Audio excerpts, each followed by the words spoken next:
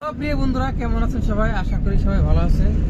তো গাইস, আমরা আজকে দুইজনে আছি আমার গাড়ি নিয়ে মালখালি কোরবানি গে শ্রীরামপুর থেকে রূপসী। তো আজকে রূপসী পাহাড়টা, বাঁশবাড়ি পাহাড়টা পুরাটাই আপনাদেরকে দেখাবো।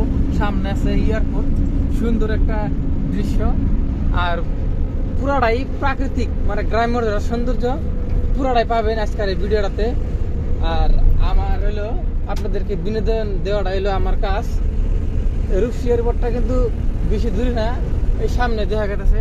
টার্নিং নেওয়ার আগে দেখা গেছে, আর খুব বেশি মজা লাগতেছে। এই ভাই,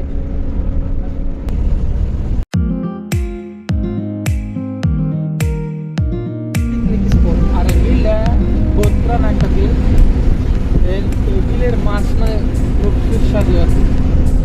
আর দেখে যে পাহাড় কেটে রাস্তা বানাইছে, কত সুন্দর মজা লাগতেছে। পুরাটা দেখা মস্কা আপনাদেরকে বাঁশবাড়ি পাহাড়টা।